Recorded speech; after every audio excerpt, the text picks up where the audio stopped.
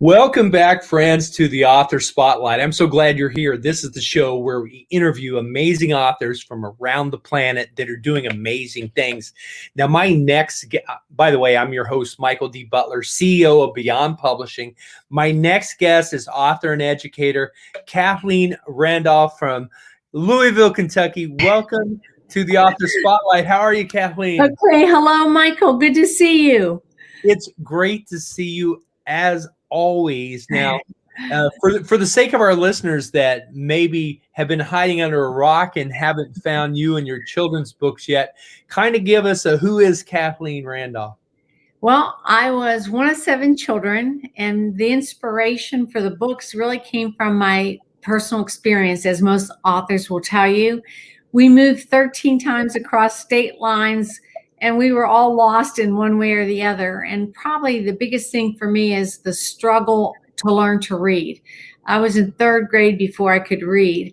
So my philosophy in life became, don't give up, don't give in. Your struggles will become strengths. So that's the message of every one of my kids' books. And my own personal one, Cat Can't Read, was written because I couldn't read. And so I thought of every one of my brothers and sisters, and they all had a struggle, and that became the inspiration for the other books that I read. So all of them are in a series I call Stars from Scars. So what it's about is my love of children. I care for kids because of the struggle. And my message to them is it's okay to make a mistake. It's okay to not know how to do it. But the important thing is don't give up, don't give in. And so it's really all about caring for our kids and encouraging them that a mistake is okay. We learn from it and we keep going. You know, your story and just your books and your life in general are a motivation and inspiration. You've gone on to do some amazing things. You've won awards. Tell us about the film awards you've won, the work that you've done. You've done some pretty amazing work in corporate, from New York City and back to Kentucky. Give us the big picture. I was actually in corporate America for about 28 years, was the only female branch manager in the oldest, largest staffing firm in the United States. Got hit by a truck, and that turned me into a second career in teaching. And so about 3 years ago, I moved to New York City and finally got the opportunity to write all 3 of my books. And I wrote 2 screenplays that got made into international films. One was called Uncomfortable Silence, and it was a tongue-in-cheek comedy about our overuse of technology, where we're all together, we're all on our phone, and I always look around and say, oh, look, we're all together, alone. And the second screenplay, and these went to Soho and Cannes and Cameroon, was a book about an Italian boy that comes to New York City to experience the American dream. And the film is called American Fango. And a fango in Italiano means mud. So the question is, was his experience the great American dream, or did he just kind of hit one mishap after the other? So I've had the pleasure of going from corporate America to teaching kids 1st grade through 8, all subjects, to writing my books, to doing screenplays. I've been very lucky, very blessed.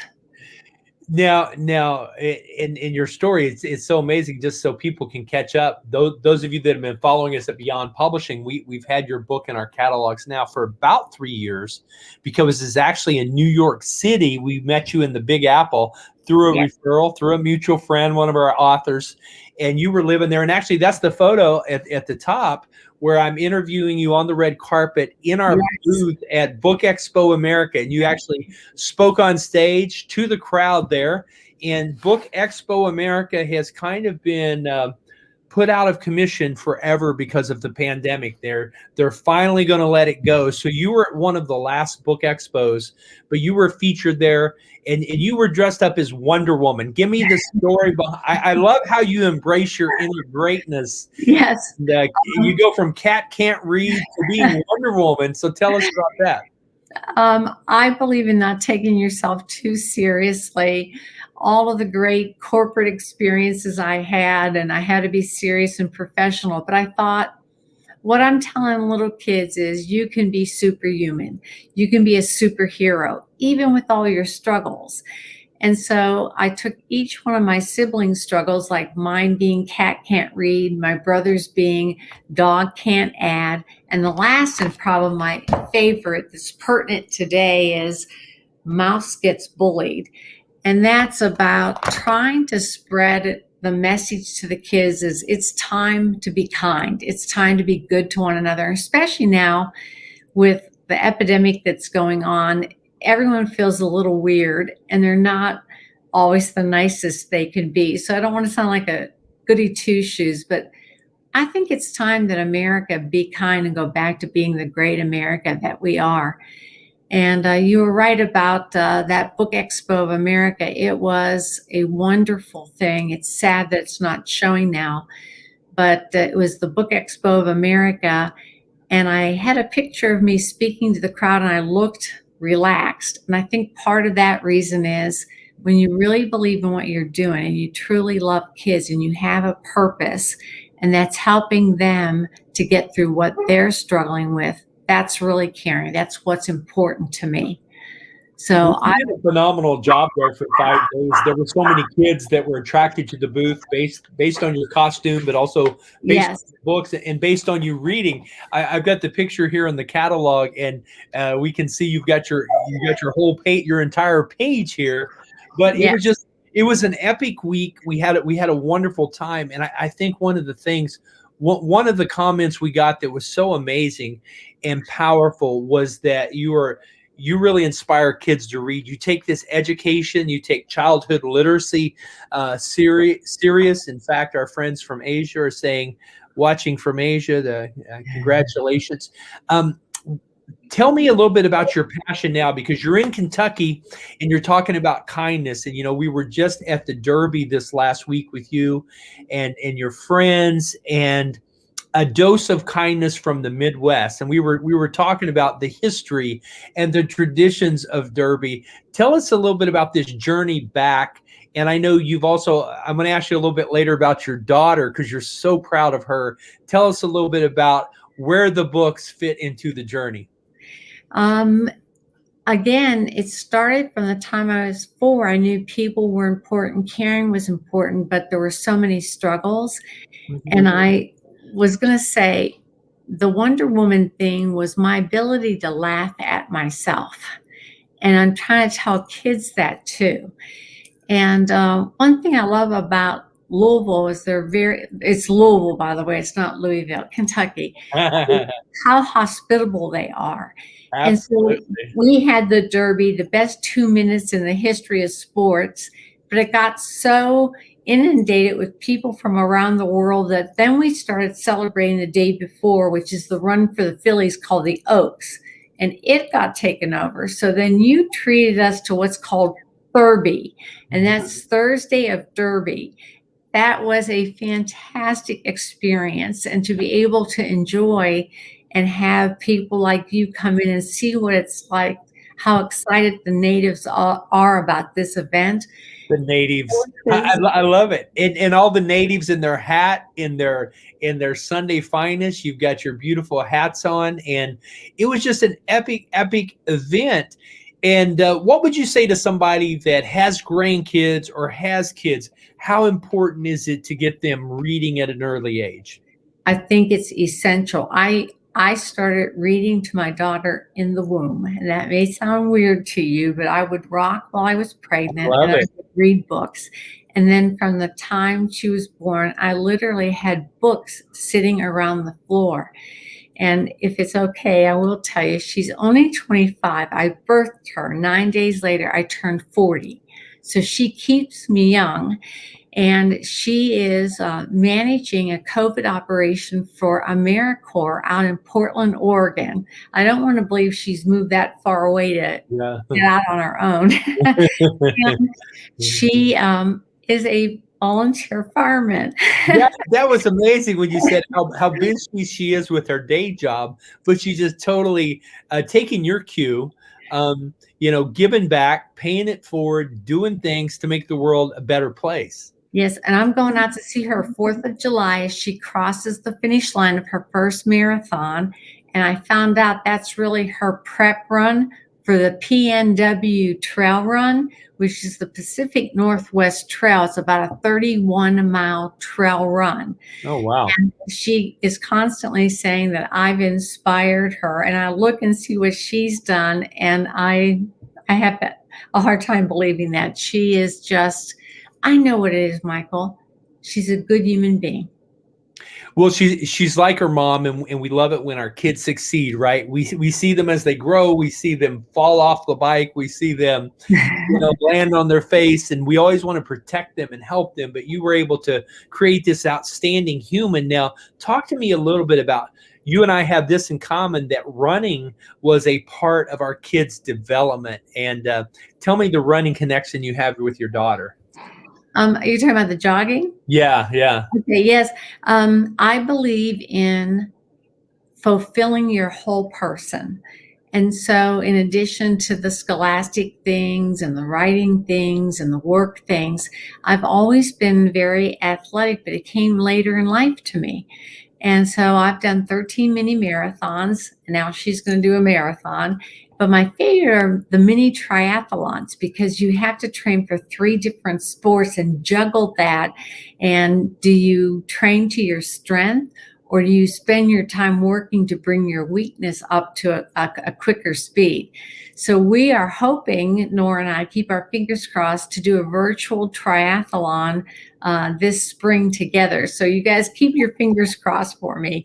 But I think there's a correlation between the effort you put into anything and the results that you get back. So I'm 65 and she's 25, and we're going to kick it.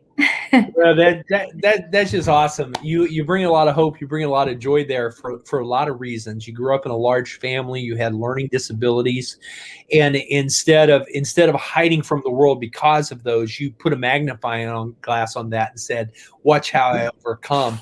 And some kids in class, they don't want to raise their hands. They don't want to ask for help because they're afraid they're going to sound dumb.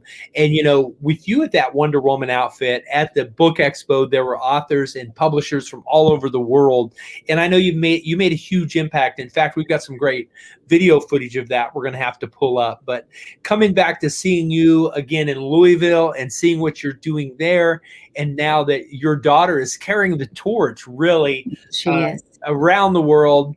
And I've always encouraged my children to travel the world while you're young.